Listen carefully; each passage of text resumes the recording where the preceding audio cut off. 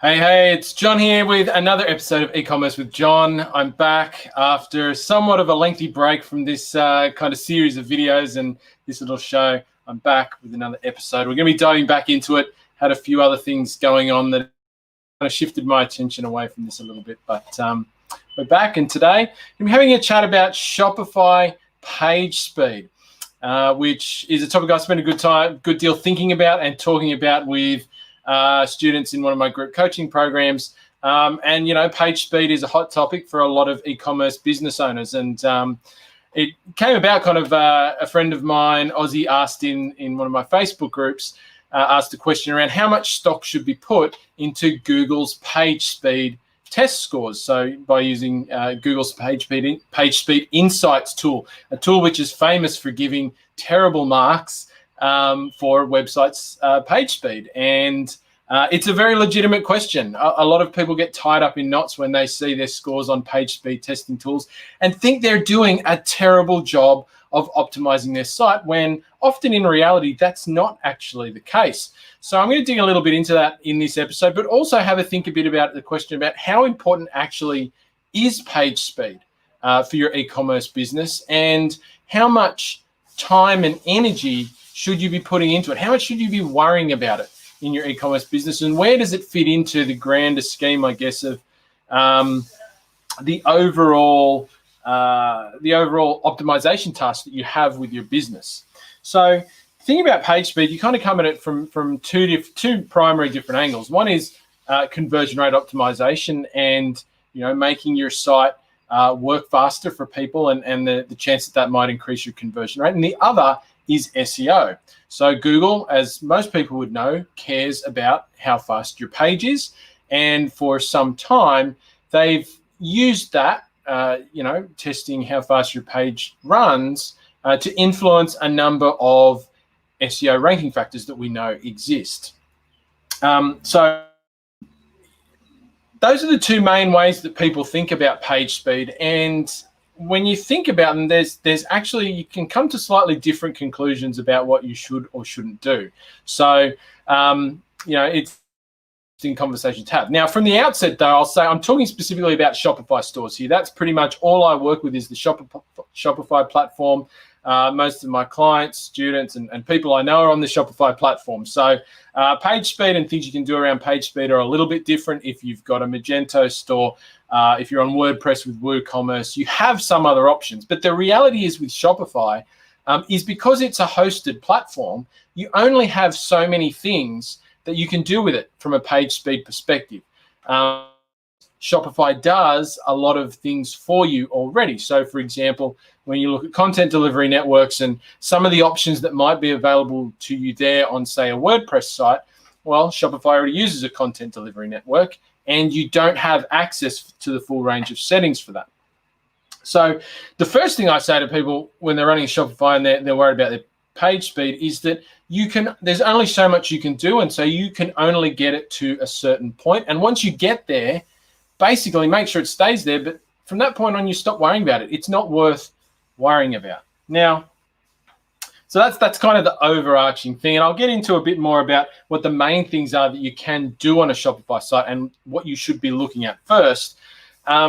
But diving into the two main ways that you look at page speed, right? So conversion rate optimization and SEO. So if you're looking at from conversion rate optimization, you will no doubt have heard there's a few oft quoted statistics getting around out there around conversion rate optimization, page speed. And the most common one that springs to my mind is for every additional second that your page takes to load, you lose 7% conversion rate, not 87% conversion rate, but your conversion rate will go down by 7%, and you lose about 11% of your traffic, or something like that. So those figures have been pushed around for years now, I think since about 2017 or something like that. And honestly, in my view, it's actually really hard to actually find the source of those figures. I know it's out there, I'm not disputing the figures, but it just gets regurgitated and regurgitated and regurgitated by a lot of the online marketing gurus, right? And it's kind of lost its meaning because that really came from one business. one business serving a particular market, which was not even necessarily an e-commerce business. And a lot of the page speed stuff you see out there comes from businesses that sell things online, but it's not necessarily always coming from e-commerce businesses. You have to really dig down to that research and see what was actually going on for that business. The other trouble with that study is that it wasn't a study, to my memory, that showed causality. It was just correlation. And that's always the trouble with things like SEO and proving that one thing makes a certain difference. It's that with a website, when you're marketing online, there's always many, many things happening at once that affect how many sales you make, what your conversion rate is, how well your site ranks organically. And so it is actually very difficult to say for certain that only one thing led to a change in this or that or the other. So I think that conversion rate is certainly, page speed is certainly important for your conversion rate to a point, right? So if you've got a really slow site, right? If your site takes 10 seconds to load, 7 seconds to load, before somebody can interact with it and see the main elements of the page, then I think you're going to definitely have a conversion rate problem. But the reality is very few Shopify sites actually run that slow to a real world user. And I say to a real world user because if you run the page speed tests and you don't quite understand how to tell what they're actually telling you, you can make the assumption and you can get the message that maybe your site takes 20 seconds to load or something like that. And when in fact, that's not actually the case. So I'm going to jump in and show you what the page speed tools are actually telling you, because it's very easy to get the wrong message and think that you have a problem when in fact you don't. The reality is for Shopify stores, most load pretty much at the same speed for an actual end user, for your customer, which is the person that matters when it comes to conversion rate, right? And that's the ultimate test of whether you have a page speed problem. It's not to go to Google Page Speed Insights and run a test, right? That's actually not the most accurate way to do it. The most accurate way to do it would be to actually go out and test it on devices that have never been on your site before, or at least ones with cleared caches. Test a range of different devices on different internet connections, on mobile, on desktop, on a tablet, different types of mobiles. Get your friends when you're out having a drink with your friends. Send them all to your site. Watch it load on your screen. And what you'll find is that often when Google says in some of their scores that your page took 10 seconds to load, you'll look at it and you'll say, well, hang on, that took about a second before I could see what was on the page, or 2 seconds. Now, if you see that, you don't have a problem, frankly. And worrying about page speed and really, once you've done sort of the low-hanging fruit of page speed, you really get into the point where you have to spend some developer money and get people in to help you to really drill it down. And honestly, the time and expense taken in that is usually unrequired. It's not from a conversion rate perspective. Now, if we talk about SEO, of course, it's a slightly different story, because when we talk about SEO, or page speed for SEO, we are talking about what Google thinks, not necessarily directly what your customers think. But it gets a bit more complicated than that, because there are some ranking factors that we know Google uses, which are called UX. They're basically the user experience factors. And those are the time on site, your bounce rate, and how many pages, the page depth of visitors. Now, those are ranking factors that Google looks at, and there's a reasonable amount of evidence to suggest that they are quite important ranking factors. Not that they're the most important ranking factors, but they are reasonably significant out of the 200 odd ranking factors that Google is thought to use for its organic search algorithms. So page speed potentially can affect those things. So if your site is slow, your bounce rate to be higher. It may mean that people are willing to navigate less into your site, because every time they go to a new page and it takes a longer time to load, there's actually a compounding of how much time they're having to spend on your site, and they may leave early if the site was faster. And of course, if people are bouncing quickly, then your time on site is going to be very low as well. So that actually would be a problem for you. But there are also once again, multiple factors that can influence a bounce rate, like how well your traffic's targeted and these sorts of things. What's the quality of the content on your page? And so, once again, page speed is unlikely to be a problem for most people on a Shopify site when it comes to SEO. And the reason I like to put a caveat on that as well is because if you look at actual how search works and their developer documentation, there's a few places in there where, while they say that page speed is important, and they had the page speed update in 2018 from mobile. Page speed has always been a factor on desktop since about 2010, I believe. It's nothing new on desktop. It'd been a factor that Google considers, but they put an emphasis on it in 2018 on mobile. And at that time, they said it was likely to only affect a small section of the slowest sites. So once again, these slowest sites tend not to be Shopify sites. And so they also say at the same time in their documentation that while page speed is important, search intent is still a major factor. And so what that means is that they still want to put out there the most high quality content. So they want to rank highest, the most high quality and most relevant content. And if a site, and this is in their documentation, if a site has the highest quality content for a particular search term, then even if that site is a little bit slower, it's still likely to rank higher. And so that's why in all of my programs, in my group coaching programs where we're talking about e-commerce marketing, I really always push the notion that as far as all of the pages on your site, whether it's product pages, blog pages, collection pages, if you have the highest quality content, which, by the way, is also great for a conversion rate perspective as well, then you have to worry a little bit less about things like page speed, which may be things that you have less control over when you're on the Shopify platform. Whereas if you have only low quality, average content, then you do have to worry a bit more about things like page speed because your bar is already going to be at a lower level compared to others. And that's the final thing I think I want to say about these two things is page speed is relevant compared to others. Right? I think this is a really important thing that a lot of people miss. A lot of people hear about the importance of page speed and they think, oh my God, I've got to have the fastest site on the internet.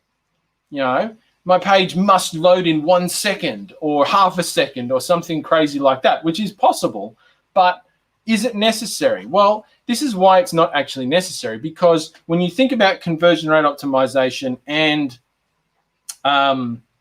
SEO, the reality is in both of those factors, you're being compared to others. So if your customer has come to your site because they have a problem that they need to solve, and if you're a high-ticket dropshipper selling expensive products like I am, a lot of the people who listen to this are, probably including you,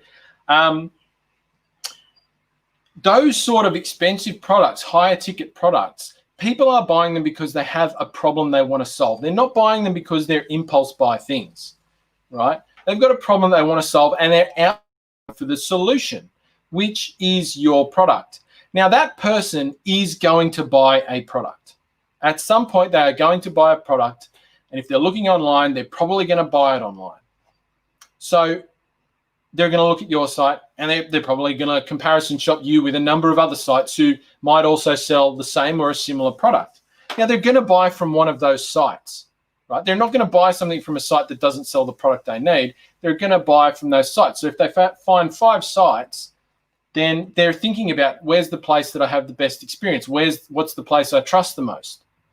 Where do I most want to buy this product from? And that's where they make the purchase. Who's got the best offer, et cetera, et cetera.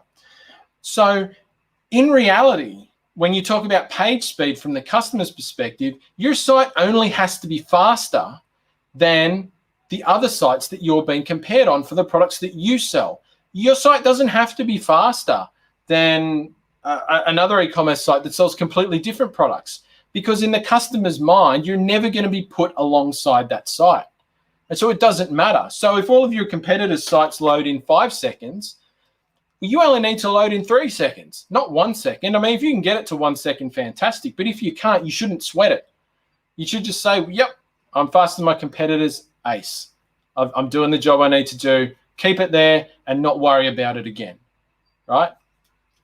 And you can test your competitors' sites. I mean, you can test it in a real-world perspective, but you can also run their sites through tools like Insights, GT Metrics, Pingdom, and a couple of others to see and compare them to your results. Now, if you see that you're lagging way behind, both from a real-world experience and from those page speed tools, then yeah, you've got some work to do, and you should do that work, because that very well may lead to increases in your conversion rate, more revenue, more sales, and ultimately more profit, which is what we're. Now, from the SEO perspective, it's actually the same, right? From the SEO perspective, you don't have to have the fast internet to rank well, okay? You just have to have a faster site than the other websites you're trying to rank against in the Google search results, right? So if you find in the organic search results you want to rank for that you determine a high enough value that you want to get, on the first page of Google, at the top of the first page of Google, then you only need to do better than the other sites you're trying to rank against, right? Which is, if you're already on the first page, let's say you're at the bottom of the first page, you want to get to the top, that's probably 4 or 5 sites that you've got to compare yourself against. So once again, in e-commerce, it's often going to be the similar sites, like the same sites again and again and again for a range of queries. So once again, compare yourself and see how you stack up. And if you're, once again, if you're way behind, then actually these sort of technical things, and for me, page speed kind of in part falls into the technical SEO side of things, I think, they can actually make a pretty big difference when you're trying to get within those top rankings of the first page of Google. Now, if you can go and blow the content on the page out of the water and have better quality content, get a bunch of backlinks to your page, then page speed is going to matter less from an organic perspective. But that's the reality of what you need to do. Once again, for SEO, you don't have to have the fastest site on the planet to get good rankings. All you've got to do is be better than you're competing against. And, if I look at a set of search results, and I do this all the time, both for, myself and, the bunches of people I work with, clients, students, etc. We're always looking at their sites, testing how they go and how they perform. If you're running a Shopify site and you're competing against a bunch of non-Shopify stores, so Magento stores, older WordPress sites, I almost guarantee you will be faster. If you're in a bit more of a legacy niche or market where you've got a lot of older e-commerce businesses, often you're just out of the box going to be faster than them. A lot of those sort of sites, those more heavy sites, they're really slow. And there's a lot of lazy e-commerce businesses out there who don't work on that sort of stuff, kind of because they're one of the first in that market and they've kind of been sitting at the top for a while, but you can really put them under the pump for that stuff. So, look, that's my thoughts. That's my take on page speed insights. And I've seen nothing to actually say that, you need to do any more than that. Now, what I wanted to do, though, was talk about the page speed testing tools, because that was Ozzy's question that I wanted to answer. So, and I've got, I'm not a huge fan of Google Page Speed Insights, and I'm just going to share the screen up here. So if you're not watching on video, you'll see you can head over to johnwarren.me/ecommerce-with-john, and you can get access to the videos for this whole series, free access. But I'm going to share my screen here, and what we're going to look at is, so I've run this test on a product page from the Native Cosmetics site. Now, I've talked about this business in the past. It's a business I love. I am a customer of this business. I'll go right out there and say it. But they also have one of the best Shopify experiences getting around. Now, this site, it's a huge business, right? It's on the Shopify Plus platform, which you could probably argue the performance is actually a little bit better than a more standard Shopify account. This business sold some time back now to a much larger company for around $100 million, I believe. The annual revenue is probably somewhere in the range of, $30 to $50 million. I might have that completely wrong, but I think that's about what the range of the online revenue is selling deodorant. And, they're sold in physical retail stores now, but for a long time, this was an online-only business. So, they're making a pack of money, probably don't have a conversion rate problem. So what does Google Page Speed Insights say about how their page runs? And what I want to do here is demonstrate the misunderstanding that people get when they see the Page Speed Insights page. So I'm going to flick over now into this tab, and what you can see is I've run the page speed test on exactly that page that we were just looking at. It's a product page.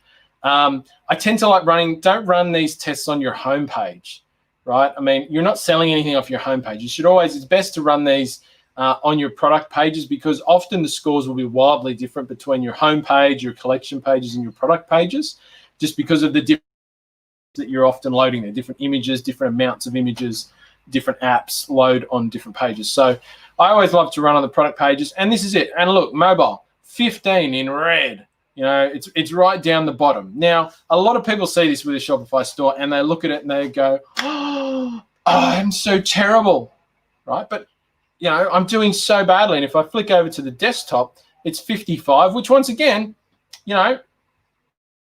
sort of scores all the time on Shopify stores. Now, people see this and they get stung by this headline number that Google puts up there, and they think, oh my God, I'm doing terrible. But hang on. This is a $100 million business. How can they be? They're not doing terrible. They're actually doing fantastically well, right? So what's going on there? And then we scroll down further, and what you get now on Google Page Speed Insights, and it actually wasn't always this way. You actually now have two sets of scores. You have field data and lab data. And you'll see that there's kind of these two table things there. And what do they say? Well, they actually say wildly different things.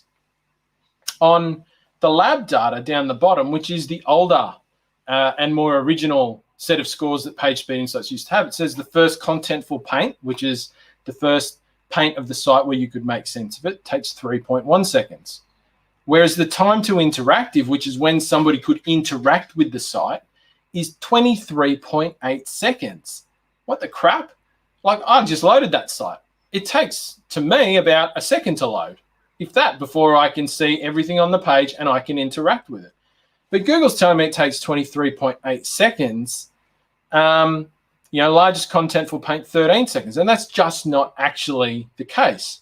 So why is that? Well, it's because the lab data is actually run via a simulation using a particular mobile device on a simulated internet connection, i.e., it's not actually run from a real device by a real person and what it is. Now, let's look at the top set here. A set of things that Google's reporting, and it's called field data. The first contentful paint here, it says 1 second. Right, okay, well, actually, that's closer to what I experienced when I loaded this page. Largest contentful paint, 2.1 seconds. And the first input delay is 72 milliseconds. Wow, so that's actually really quick scores. So what's the field data? Well, the field data is actually data that's been pulled from the Chrome browser that Google's recorded from people who have actually used it to visit this page on the internet. And so it is based on actual users. And I can see just from my own use case that this is something that's very close to what I experience. It's fairly accurate. And these are by no means terrible scores. I mean, these are great scores. So how Google comes up with this top line number is that it must be a combination, obviously, of the lab data and the field data. But what I would suggest is that you should completely ignore the lab data.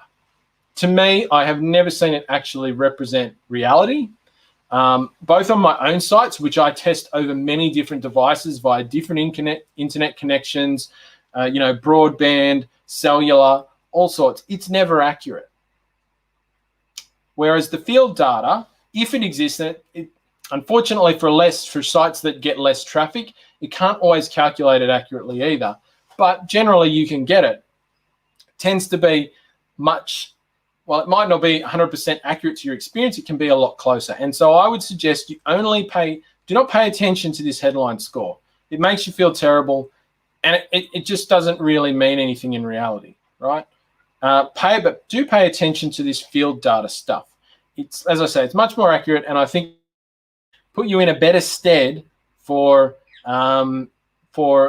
actually being able to determine whether you've got an issue or whether you don't. Now, if I saw that, my first contentful paint was like 7 seconds, I'd be really worried on the field data, right? And I would think, right, I really need to dig into this and investigate what's going on.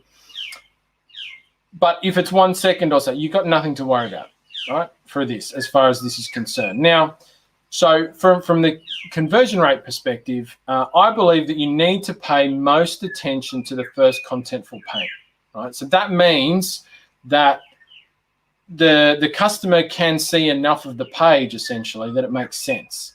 Right? They know where they are. They know they're in the right place.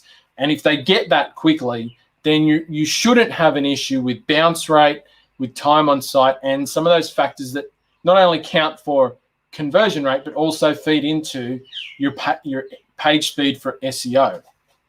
I worry less about largest contentful paint, although that's not far behind. And, I don't want to look at this at all, this lab data. Now, that doesn't mean that this is a completely useless exercise to use this tool, because there are a number of other things that you can find further down the page that can give you some good insight into how your page is loading and where you can make some easy improvements. So if you can make easy improvements, then you should, right? I mean, why wouldn't you? And for a Shopify site, particularly on one of the lower level Shopify plans, there are probably 4 main things that 99% of the time contribute 90% of the page speed issues. And I've looked at hundreds of Shopify sites over the years through coaching, through my group coaching programs, and with my clients. And I've tested all of these sites. And there are 4 things. So the first is apps, right? So Shopify apps, a lot of them run JavaScript on your site or do other code-related things and add things into your site. And some of them are horrendous from a page speed perspective.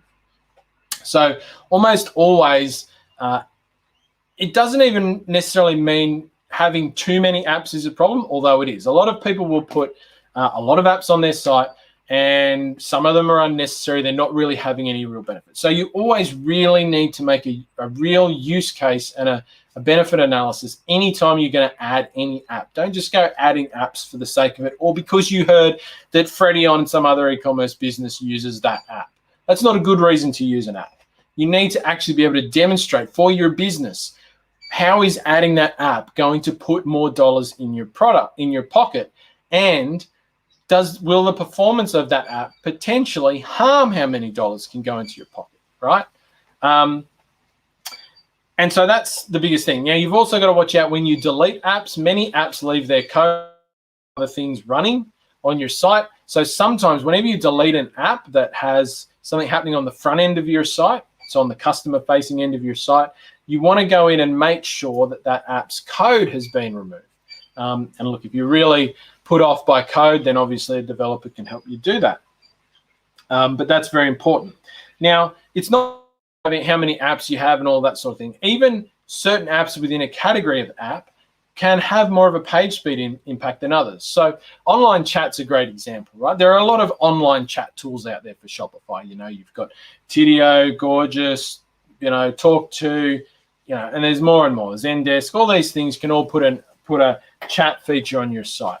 Now, some of those are really, really slow from a JavaScript execution time perspective, and so from a page speed perspective, and others are very fast. So always, when you pick an app that you want to use, you think about what it's going to look like on your site and the functionality of it from your user perspective, but always test like your site from a page speed perspective before you put it in there and after you put it in there. And what you'll find in page speed insights is that there's a couple of sections where you can see the impact that third-party code has on how your site loads.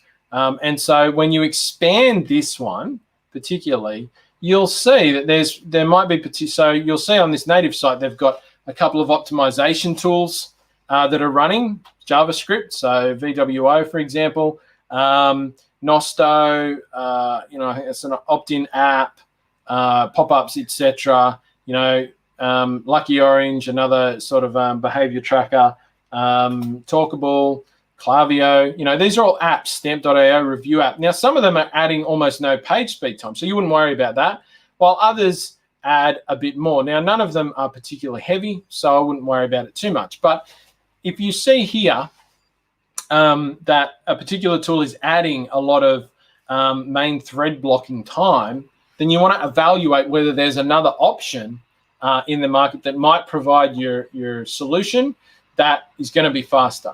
And the great thing is on Shopify, for most needs that you might have from a marketing perspective that you might want an app's assistance with, really always is multiple options.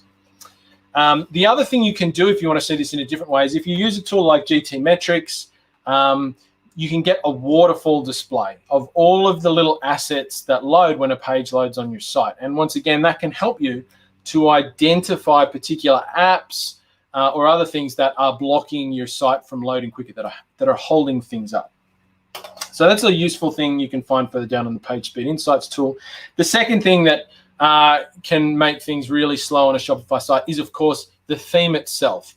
So you're going to have a base theme on your site, whatever it might be, whether it's a theme from out of the sandbox, Shoptimized, another theme from the Shopify theme store. So how those things, they're all coded differently. They all, their CSS is structured differently, and they will have their unique elements. And how a theme is coded, and how all those bits are put together, can have an impact on how your page loads and in what speed your page loads, not just how it looks. So if you find that your site's running really slow, and you're using maybe an older theme or a theme from a less professional developer, then actually you may see a page speed increase just from switching themes. Now, of course, that's not something to take lightly because there are a lot of other factors in there from the conversion perspective, because a new theme is going to alter how your site looks altogether. But there are certainly themes out there that run faster than others. There are even versions of themes that run fast from the same theme developer that I've seen, a particular theme in mind where the newer versions ran slower than the older versions. And I'm not gonna out them, but people use. So that's the next big one. The other one that I see a lot that really sucks up a lot of time is videos. So having videos on your pages. Now, the people make is using YouTube videos and embedding them using the standard Shopify embedding process, which is in the text editor section in Shopify for your product pages, your collection pages, or your home page. Now, videos look fantastic and they're good from a conversion rate perspective, but they're very heavy when they're embedded that way. It loads JavaScript and it loads a lot to the page file size, and that can slow sites down a bit. So what you want to do, you want to embed, if you're going to use videos on your product pages or anywhere else, you always want to embed those in a way where they don't actually load the video when the page loads. And you can do this with a simple bit of code, which I'll share in the e-commerce with John video recordings. So you'll see on the screen, this is running on a ticker along the bottom of the screen, where you can opt in to get free access to that. I'll share some code for that, for doing just that. And what that actually does is it puts the videos on your page in a way that the customer can see there's a video there, but it doesn't actually load the video until they click to play it. Whereas using the standard Shopify video embed, it loads the video when the page loads. And so slows down the page load time. So that's another big one. And then finally, of course, it's images. So there's two ways that your images need to be optimized. So a lot of people will say, yeah, I compressed my images. I use some app that compresses my images automatically. And so my images are fine, but when you look at them, they're actually too big in like actual pixel size. So compression, compresses the image, but it doesn't actually change the size of the image. And some people are in the habit of, they'll get a product image that's a really nice big HD image and it's like 2000 by 2000 pixels. Well, what your theme has to do is it has to minimize that to fit it on the page. And that minimization process actually costs page speed, right? And it's the same for any image on your site. If you've got a hero image on your homepage or anywhere else, your theme has to squash those images to fit the box on the screen. And the further it has to do that, the more cost it has from a page speed perspective. So just compressing the image, while that's important, is not enough. You should always, if you're going to put an image in a box on the page, have the image as close to that box as you can. Yes, you've got to maintain quality as much as you can, sort of thing. But for a product page, there are almost no situations where you should have a massive HD image that is like 2000 by 2000 pixels large. You should rarely ever need to go above 1000 by 1000. I tend to just do 800 by 800 on my pages. I find that's a good meeting point between having a decent sized image that customers can see and having one that's too big. And once again, I'm yet to see any of a better conversion rate by having gigantic overblown images on a site. If somebody's got that, I'd love to see it, but I've not seen it. Past the point, it doesn't matter. So those are the four main things. If you've got a good handle on those four things, apps, your theme, and images, you're going to have covered off most of your bases on Shopify when it comes to page speed. Now, yes, you can go into an exercise around minifying CSS, JavaScript, and you've got to hire a developer to do all that. But honestly, that's actually going to produce fairly minimal changes from most sites. So you have to ask yourself the question, do I actually need to do it? Do I actually have a problem with page speed in the first place? And I would submit, in my experience from looking at hundreds of sites, that while some do on the Shopify platform, most actually don't. So I hope you enjoyed this. Of course, don't forget, if you'd love to get access to the recording of this video and recorded videos of all the other episodes, as well as all of the little downloads and things that I talk about, just head over to johnwarren.me/e-commerce- with John. If you're watching the video right now, it's going across the bottom of the screen and it's going that way. And you'll get free access to all of those, plus a few other little goodies that I give you along the way. So thanks for checking it out today in any case, and I'll see you real soon.